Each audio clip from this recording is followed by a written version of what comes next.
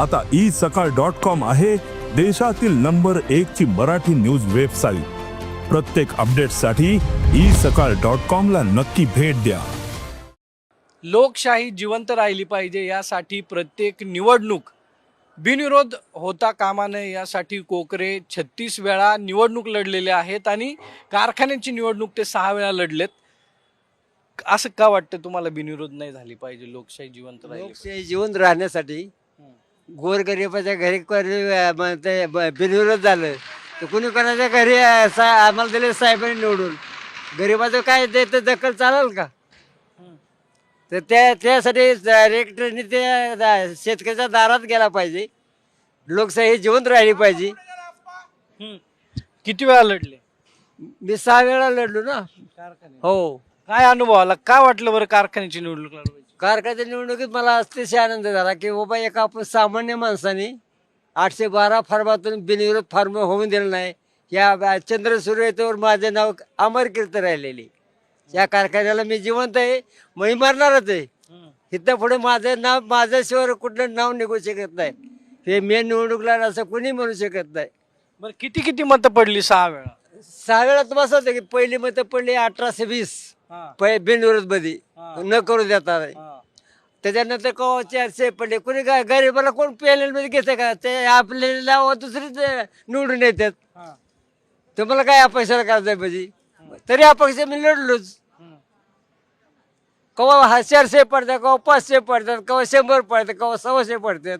पण 36 निवडणुका कुठल्या लढल्या? हे काय ग्रामपंचायत आहे, पंचायत समिती आहे, झेडपी आहे, लोकसभा, विधानसभा आहे, लोकसभा आहे। निसटता पराभव झालाय का कुठं? नाही, पराभव होणारच की, पराभव काय पराभव होणार असं कुठं आहे का? एक सामान्य व्यक्ती एवढा मोठा घाट तयार करतोय, एवढी मोठी यंत्रणा राबवायला होते, ते माझ्याच राबते ना। नाही, पण मग असं वाटलं का कधी लोकांनी सपोर्ट केलाय उभा राहावं? नाही नाही नाही, त्याच्याला ते लोक कोणी करू शकत नाही। ती माझ्या अंगात डेअरिंग आहे, मी करोड रुपये देते, मी फार्म काढणारा माणूस मी नाही। पण म्हणले का माग घ्या म्हणून? लई वेळा झाले पण ऐकतच नाही ना। का बरं, काय म्हणते मागे एवढी भीती वाटते? नाही नाही, भीतीमध्ये त्यांचं नाक जाते ना, त्यांचं नाक जाते ना। साहेबाचा कारखाना असून आपण साधा एक माणूस आपल्याला ऐकत नाही, अन्यायाविरुद्ध आपण आवाज पुढे असं लढत राहणार हा मरेपर्यंत लढत राहणार, पण विरोध नाही हा बिनविरोध होऊन देणार नाही, शेवटच्या श्वासापर्यंत। हे ठरलेली बाजू आहे, त्यात काही कमीपणा नाही। रनिंग हे राजा नाही मोठं, मी आता सायकली घरचे काय नाही म्हणून काही म्हणू शकत नाहीत। सायकलवर कुठे कुठे प्रचार? सगळ्या गावात फिरलो, मतदार जेवढा संघ आहे ना सभाताचा एरिया, त्या सगळ्या ह्याच्यात सायकली जाऊन आलो। काय म्हटले? सभासद म्हणतात एक मत देऊ तुम्हाला, आम्हाला कुठं मागायचं? ते 19 पैकी 20, एकच मत मागायचं आहे ना 20 पैकी।